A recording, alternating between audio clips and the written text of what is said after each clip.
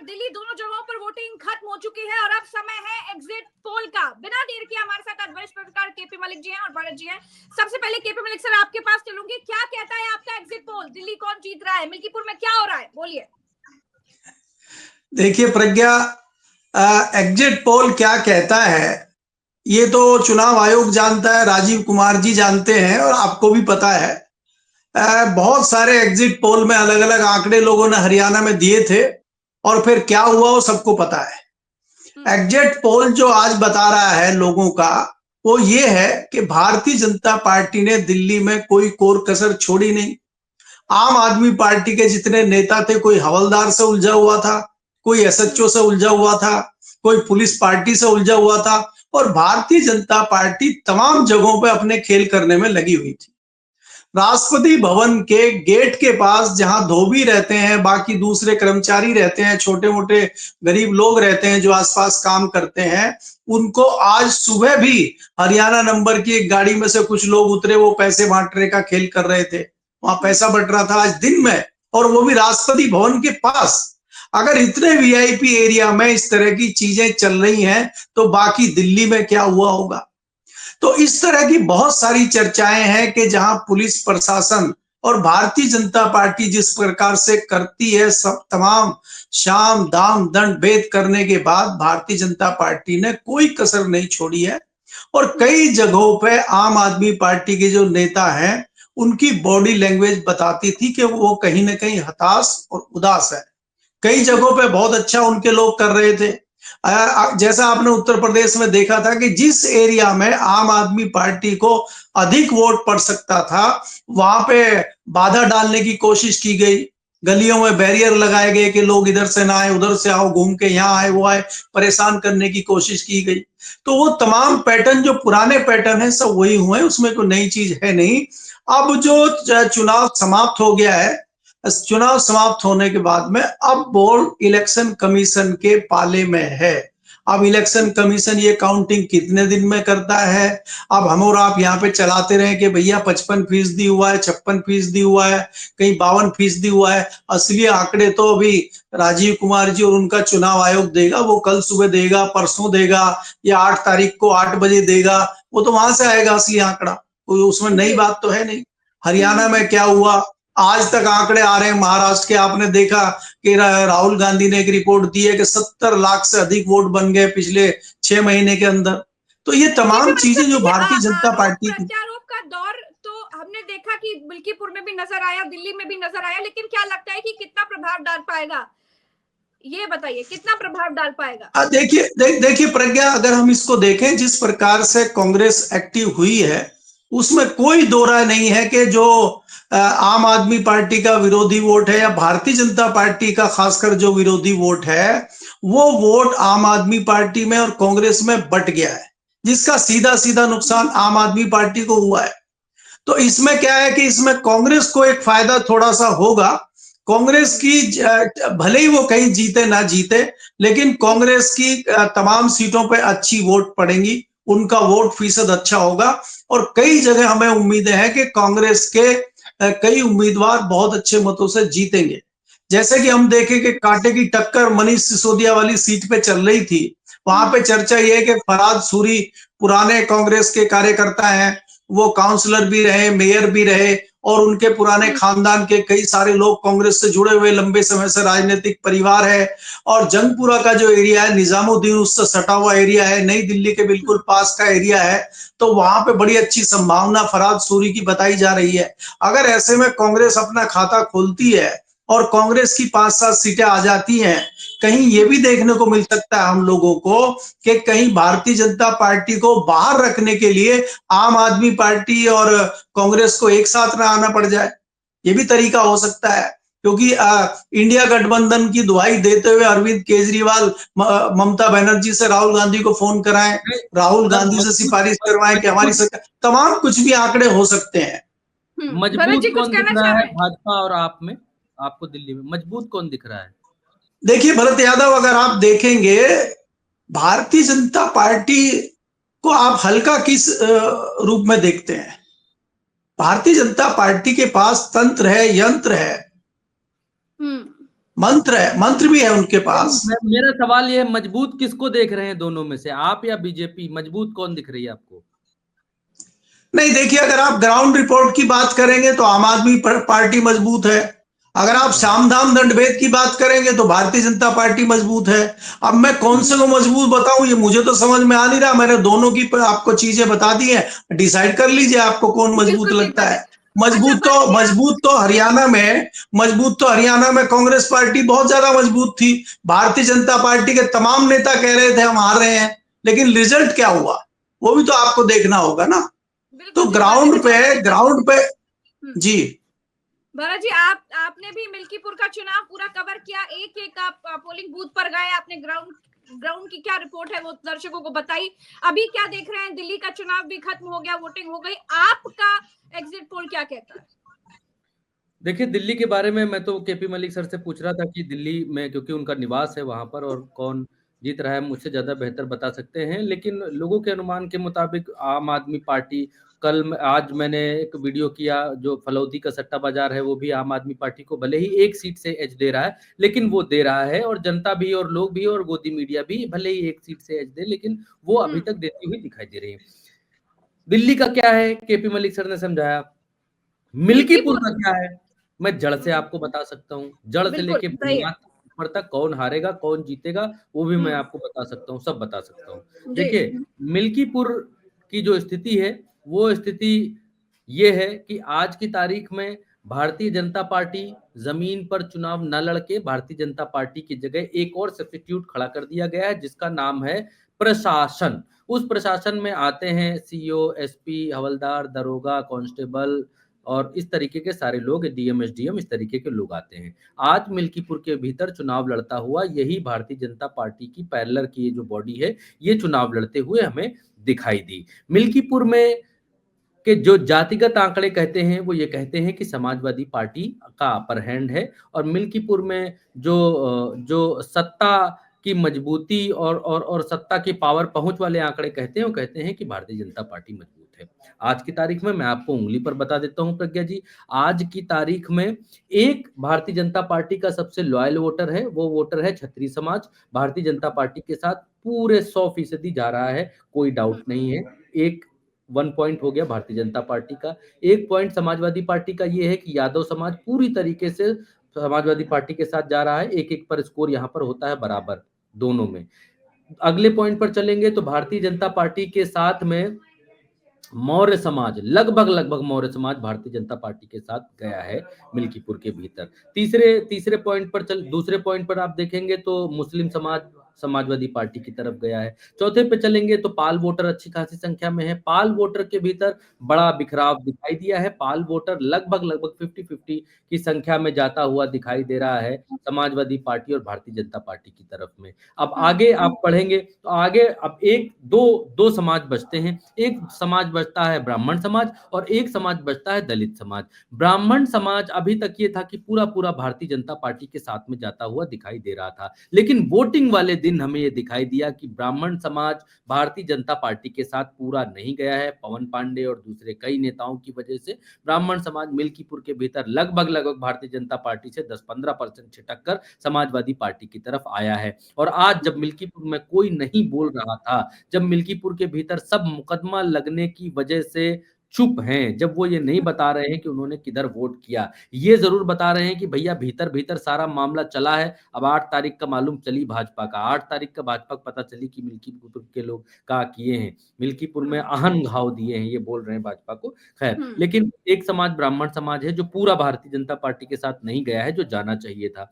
दूसरा जो सबसे बड़ा डिसाइडिंग फैक्टर है वो फैक्टर है 1,70,000 के साथ दलित समाज, जो कि ये डिसाइड करता है मिल्कीपुर के भीतर कि कौन हारेगा कौन जीतेगा कौन क्या करेगा। अब उसमें भी 2 समाज बड़े हैं, एक समाज है पासी समाज और दूसरा समाज है जाटो समाज। पासी समाज के भीतर 50-50 पासी समाज, प्रज्ञा जी बेहद ईमानदारी से मैं आपको बता रहा हूँ, 50-50 पासी समाज मिल्कीपुर के भीतर मुझे बंटता हुआ दिखाई दिया है। पासी समाज से ही भारतीय जनता पार्टी के कैंडिडेट हैं और पासी समाज से ही समाजवादी पार्टी के कैंडिडेट हैं। 50-50 बढ़ता हुआ दिखाई दिया है। और जो जाटव समाज है उसमें भी बिखराव दिखाई दिया है। इसको जब आप बड़े अम्ब्रेला से देखेंगे तब आप इसको ऐसे कह सकते हैं कि भारतीय जनता पार्टी के साथ जो दलित समाज है, दलित समाज का वो वोटर जा चुका है या वोट उसने दिया है जो समाज मिल्कीपुर की परिधि में ही है। दलित समाज, जो समाज मिल्कीपुर की परिधि में ही कहीं नरेगा कर रहा है, कहीं मजदूरी कर रहा है, कहीं सब्जी बेच रहा है या कहीं पर दूसरे जीविकापार्जन के लिए दूसरे कार्य कर रहा है, वो दलित समाज भारतीय जनता पार्टी के साथ गया है। No if, no but, no doubt, all clear. दूसरा, दलित समाज के भीतर जो दूसरा तबका है, जो पढ़ा लिखा है, जो आगे बढ़ रहा है, जो नौकरी ढूंढ रहा है, जो रोटी रोजगार ढूंढ रहा है, जिसने मिल्कीपुर के बाहर की दुनिया भी देखी है, जिसको आटे दाल का भाव पता है, जिसको मालूम है व्हाट इज भाजपा, जिसको मालूम है व्हाट इज कुंभ, जिसको मालूम है कि भाजपा के दावे क्या है, हकीकत क्या है। ये जो वर्ग है, ये जो समाज है, ये समाजवादी पार्टी के साथ में जाता हुआ दिखाई दिया है। तो मैंने सभी जितनी भी जातियां हैं उनको मैंने बिल्कुल खाके पर उकेर दिया है आपके लिए, दर्शकों के लिए, कि मिल्कीपुर किधर जा रहा है। क्योंकि मिल्कीपुर एक सीट है और इस सीट पर आज, क्योंकि पूरे दिन गोदी मीडिया ने ये पर्सपेक्टिव फैलाया कि भाई मिल्कीपुर तो गया, मिल्कीपुर निकल गया, मिल्कीपुर निकल गया। आज की तारीख में प्रज्ञा जी, कोई माइका लाल पैदा नहीं है जो इस बात को कह दे कि मिल्कीपुर भारतीय जनता पार्टी जीत ले गई, या जो इस बात को कह दे कि मिल्कीपुर समाजवादी पार्टी निकाल ले गई। क्योंकि मिल्कीपुर में इनके सांसद हैं, इसलिए इनके लिए ज्यादा आसान थी, या फिर भारतीय जनता पार्टी के पास सत्ता है तो सत्ता के लिए ज्यादा आसान मिल्कीपुर हो गया और वो निकल गया और ये डिसाइड हो गया। कांटे की टक्कर, कड़ा मुकाबला है। ये मुकाबला वैसे ही है जैसे एक तरफ प्रशासन और दूसरी तरफ वो जनता जो चुपके धीरे धीरे बिना बोले वोट कर रही थी। अब वो किसकी तरफ करके आई है, क्योंकि भारतीय जनता पार्टी का व्यक्ति मुखर है और इसमें जो थोड़ी बहुत मुखर हुई है जाति, वो जाति है ब्राह्मण जाति। प्रज्ञा जी, जितने ब्राह्मण छिटक कर भारतीय जनता पार्टी से समाजवादी पार्टी की तरफ आए हैं, 10%, 15%, वो ब्राह्मण ही बूथों पर समाजवादी पार्टी के लिए माहौल बनाते हुए आज दिखाई दिए मुझे। मैं सवेरे से वो मुखर होकर बोलते हुए दिखाई दिए कि समाजवादी पार्टी की साइकिल चलेगी या चल रही है या हो रही है। किसी दलित समाज के व्यक्ति से, किसी भी पिछड़े समाज के व्यक्ति से आप पूछेंगे कि क्या हो रहा है, कौन आगे है, कौन पीछे है, तो वो ऑन कैमरा बोलने के लिए तैयार नहीं है। जब कैमरा मैं फिर आऊंगी भरत जी आपके पास, लेकिन केपी मलिक सर, दिल्ली की स्लो वोटिंग क्या कह रही है ये बताइएगा जरा। ये भी एक बड़ा सवाल खड़ा कर रही है कि जो स्लो वोटिंग है, क्या आम आदमी पार्टी के पक्ष की है ये स्लो वोटिंग, या फिर ये स्लो वोटिंग कुछ और कह रही है? आपको क्या लगता है? देखिए प्रज्ञा, जैसे मैंने पहले कहा था कि दिल्ली का वोटर उदासीन है या निराश है दिल्ली का वोटर, और उसमें कोई उत्साह हमें दिखाई नहीं दिया आज पूरे दिन में। हालांकि शाम को 5 बजे के बाद काफी मात्रा में लोग निकले हैं। वैसे भी दिल्ली के लोग हमेशा 12 बजे के बाद ही वोटिंग करने जाते हैं, क्योंकि छुट्टी का दिन होता है और वो आराम से छुट्टी एंजॉय करते हैं उस दिन। लेकिन जितनी हमें उम्मीद थी इतना उत्साह हमें लोगों में दिखाई नहीं दिया। यहाँ देखने वाली बात यह है कि जैसे भरत जी ने कहा मिल्कीपुर को लेकर, अगर मिल्कीपुर की जो सीट है वो भारतीय जनता पार्टी की, इसीलिए नहीं होता है कि लगता है कि जो पार्टी है सरकार में वो अच्छी है, ठीक है रहने दीजिए, क्या करना वोट देकर के, अच्छी सरकार चल रही है। आप किस कॉन्टेक्स्ट में कह रहे हैं? नहीं, देखिए उसमें क्या है प्रज्ञा, मैं आपको बताऊं कि सरकार अच्छी है, लेकिन लोगों को यह भी पता है कि हमारे जाने ना जाने से बहुत ज्यादा फर्क पड़ने वाला नहीं है। ये हर आदमी के दिमाग में है जो मध्यम वर्गीय है। उसके दिमाग में यह है कि चुनाव आयोग और भारतीय जनता पार्टी का जो अपना एक सिस्टम है वो काम करता ही है। तो इसलिए लोगों में बहुत ज्यादा उत्साह नहीं है। कई लोगों से हमारी बातचीत हुई, वो कह रहे हम जाए ना जाए उससे क्या फर्क पड़ता है, इनको तो जो करना है करना, आएगी तो फलाना ही आएगा। तो जो जिसका सपोर्टर है वो सोचता है कि केजरीवाल आएगा, वो कह रहा है भारतीय जनता पार्टी आएगी। लेकिन यहाँ बड़ी बात ये मैं देखता हूं कि अगर जिस प्रकार से कांग्रेस ने डिसीजन लिया है, अगर कांग्रेस थोड़ी भी दिल्ली में बढ़ती है तो इसका नुकसान केजरीवाल को है, और अगर कांग्रेस पार्टी नहीं बढ़ती है तो फिर केजरीवाल को सत्ता में आने से कोई नहीं रोक रहा है। डिपेंड करेगा कांग्रेस पे, क्योंकि शाम को जो हमारी बात हुई है कुछ लोगों से, मुस्लिम समाज के लोगों का कहना यह है कि हम जाना तो चाहते हैं कांग्रेस में, और एक मुश्त अगर हम कांग्रेस के साथ जाते भी हैं तो उसका फायदा सीधे सीधे भारतीय जनता पार्टी को मिल रहा है। तो इसलिए काफी मात्रा में मुस्लिम समाज ने निर्णय लिया है कि आम आदमी पार्टी का जो भी कार्यकर्ता है उसको जिताया जाए। हालांकि कई लोग नाराज भी थे, स्थानीय उम्मीदवार से भी नाराज थे, जैसे हम ओखला की सीट की बात करें, कुछ लोग नाराज थे, लेकिन बाद में ओवैसी साहब वहां आ गए थे, ओवैसी ने भी अपने कैंडिडेट को लड़ाया था और उन्होंने ये कहा कि ओवैसी के कैंडिडेट को वोट देने का मतलब है मुस्लिम वोटों का बंटवारा और भारतीय जनता पार्टी को फायदा। क्योंकि वहां पे आपको याद होगा कि काफी दिनों तक धरने प्रदर्शन हुए थे, वो जामिया मिलिया इस्लामिया यूनिवर्सिटी के आसपास का एरिया है, वहां मुस्लिम बाहुल्य क्षेत्र है, तो उससे भारतीय जनता पार्टी अपना एक माहौल वहां बनाती है, क्योंकि कई सारे वहां पे आंदोलन भी लंबे समय तक चले थे। तो उसको कट करने के लिए इन्होंने ओवैसी हथियार को भी वहां यूज किया, लेकिन वो सारी चीजें हमें पीछे हटती दिखाई दे रही है। वहां पे अमानतुल्लाह है, जिसको ये कहते थे कि लोगों ने ज्यादा काम उसने नहीं कराया तो लोगों में कुछ नाराजगी थी, लेकिन शाम तक वो नाराजगी खत्म होती दिखाई दी और दोपहर के बाद वहां लाइनों में बढ़ोतरी देखी गई और पुलिस ने कई जगह रोकने की भी कोशिश की जब एकदम से मुंह वहां पे आया। दूसरी बात यह है, मैं जो कहता हूं कि कांग्रेस ही आम आदमी पार्टी का नुकसान करती है, अन्यथा कांग्रेस अगर नहीं बढ़ती है तो फिर केजरीवाल की पार्टी को पूर्ण बहुमत मिलता है और बढ़त मिलती हुई साफ दिखाई देती है। लेकिन अगर केजरीवाल नेक पे रहते हैं, 36, 37, 38 वोट तक भी उनकी सीटें तक भी आती हैं, तो फिर भारतीय जनता पार्टी उनको विधायकों को तोड़ने की पूरी कोशिश करेगी, क्योंकि भारतीय जनता पार्टी किसी भी कीमत पे इस बार अपनी सरकार बनाने पे उतारू है। उनको इस बार ये दिखाई दे रहा है कि हमें अगर सत्ता पे काबिज रहना है और हमें केंद्र की सत्ता भी बचानी है, तो हमें आसपास की सारी सत्ताएं चाहिए। देश में एक ऐसा माहौल बनाना है कि हम ही हैं। तो इसलिए बहुत ज्यादा एग्रेसिव और बहुत ज्यादा आक्रामक कांग्रेस भारतीय जनता पार्टी के लोग और भारतीय जनता पार्टी के नेता दिखाई दे रहे हैं। इसलिए भारतीय जनता पार्टी कोई कोर कसर नहीं छोड़ रही है, वो पूरी कोशिश करेगी। बावजूद उसके अगर कोई कमी रहेगी तो वो खरीद फरोख्त और तोड़ फोड़ में भी कोई कमी नहीं छोड़ेगी। आज भी अगर आप देखेंगे, देखिए कई कई जगह वो ईडी सीबीआई इनकम टैक्स का यूज करती है।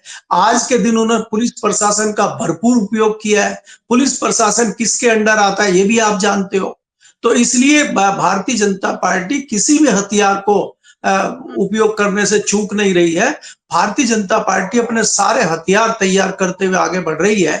अब इसके सामने कितनी कांग्रेस टिक पाएगी, कितनी आम आदमी पार्टी टिक पाएगी, ये तो समय ही बताएगा। इसमें कोई दो राय नहीं है कि भारतीय जनता पार्टी का जनता में इतना मूव नहीं है कि जनता टूट के पड़ रही हो, क्योंकि ताजा हालात अगर आप देखेंगे, जिस प्रकार की घटना इलाहाबाद में हुई है, वो भी कहीं ना कहीं जनता में रोष का विषय है कि आप आंकड़े भी नहीं बता रहे हैं। भाई अगर कुछ लोगों की डेथ वहां पे हुई है तो बताने में क्या दिक्कत है। पहली बात तो ये है कि वहां मॉक्स में जाते हैं लोग। दूसरी बात ये है, अगर कुछ लोग मर गए हैं तो आप उनका मुआवजा दीजिए, बताइए भाई कुछ लोगों की भगदड़ में डेथ हो गई है। तो आप वहां पे आंकड़ा ना बताना, लोगों की संख्या ना बताना भी लोगों में नाराजगी का एक विषय बना हुआ है। जी जी, अच्छा केपी मलिक सर, बिल्कुल आखिरी सवाल मेरा आपसे ये है कि अभी आज की तारीख में ग्राउंड पर कौन भारी है, आम आदमी पार्टी या फिर भाजपा या फिर कांग्रेस? नहीं, ग्राउंड पे तो मैंने कहा कि आम आदमी पार्टी भारी है, लेकिन आम आदमी पार्टी ग्राउंड पे भारी है। अब वो चुनाव आयोग में और तंत्र में कौन भारी है डिसाइड तो वो करेगा। अब इसके लिए जी तो दूसरे तरह का विश्लेषण करवाना पड़ेगा केपी मलिक सर। चलिए बहुत बहुत शुक्रिया आपका केपी मलिक सर। भरत जी आपने भी तो बता दिया कि आज की तारीख में कोई माइका लाल नहीं बता सकता कि मिल्कीपुर किसकी तरफ जा रहा है, क्या सपा की तरफ या भाजपा की तरफ। कहना बहुत मुश्किल है, क्योंकि देखिए मिल्कीपुर का चुनाव भाजपा के लिए प्रतिष्ठान बान और शान का चुनाव है। किसी भी हाल में भाजपा को दिल्ली भी चाहिए और मिल्कीपुर भी चाहिए, लेकिन मुकाबला बहुत कड़ा है, बहुत टक्कर है। अब देखना है कि क्या होता है। इसीलिए आपको अगर एक एक सच्ची खबर देखते रहना है, बिना रुके देखते रहना है, सही खबरें आप तक पहुंचती रहे, इस बात को आप अगर चाहते हैं तो फिर चैनल को सब्सक्राइब करिए, वीडियो को शेयर करिए और अपनी राय हमें कमेंट में बताइए। नमस्कार।